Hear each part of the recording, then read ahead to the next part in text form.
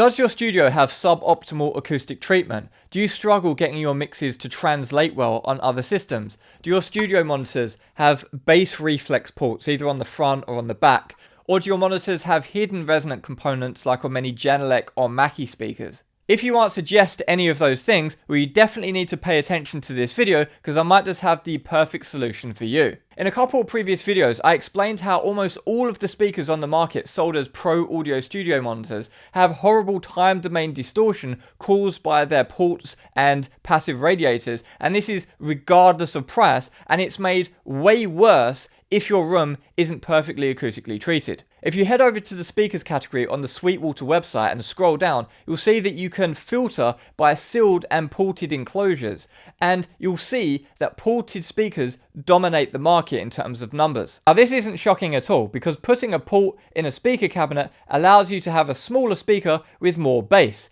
So why is that good? Well, as a manufacturer, you can make way more profit if your speakers are smaller. Why? They cost less in terms of the wood and materials to manufacture them. They're less heavy and big to ship, to warehouse, to distribute, to get to the end customer. It's just way cheaper. There's way more profit in it. So if the consumer is happy with a small ported speaker, then that's great for the manufacturer. However, most people who buy these studio monitors, they don't really understand the time domain implications of whacking a resonant port in their speaker, and so they just buy them because they put out a lot of bass and they think they sound good, and maybe the few sealed speakers that are on the market, they listen to them and think, oh, they're not that bassy, they don't sound that impressive, I want something with more bass, and that's the end of it. So speaker manufacturers are very happy to pump out a tsunami of small ported speakers, and that's completely flooded the market. It's not conspiracy, there's nothing nefarious about it, that's what people want, and that's what people get. But you might be thinking, hold on a minute, it can't be that unprofitable to manufacture non-ported speakers, because although there are more ported speakers listed on Sweetwater, there's almost 50 pairs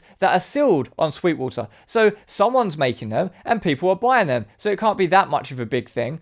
Wrong. Apparently the people at Sweetwater don't understand what passive radiators are, because if you pull up almost any of the speakers labeled sealed and look at a photo from the rear or the side, you'll probably spot a passive radiator. We can look at a whole bunch here. We just say one after the other have passive radiators. And what are they? Well, it's just the same thing as a port. It's a resonant component. It creates resonances and it has horrible time domain properties by design.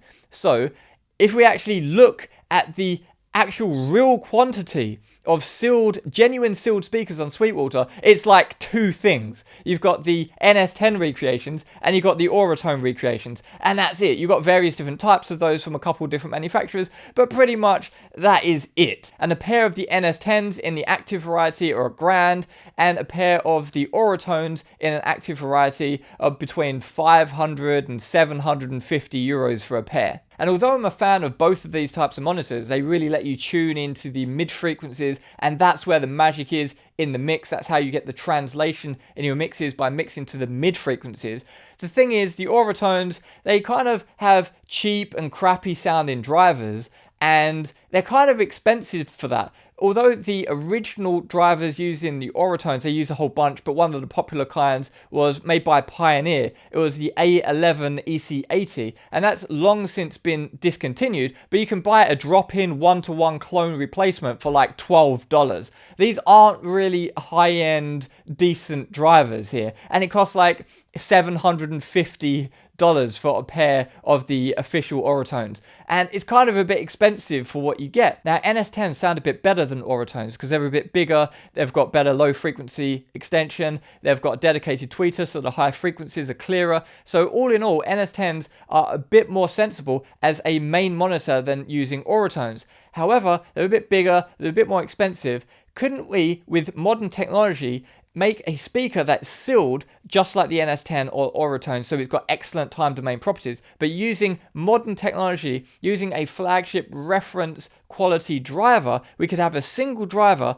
a smaller enclosure, have a bit more bass extension than the Auratones, have a bit more clearer high end than the Auratones, and have something which is essentially the same size as those smaller mixed cube type speakers, but offer a superior sound, something closer to an NS10 that you can actually use as a proper primary monitor to actually sit there and mix on. And wouldn't it be nice to have all of those amazing properties, but in addition, have them be as cheap as chips? Let's say under $150 for a pair.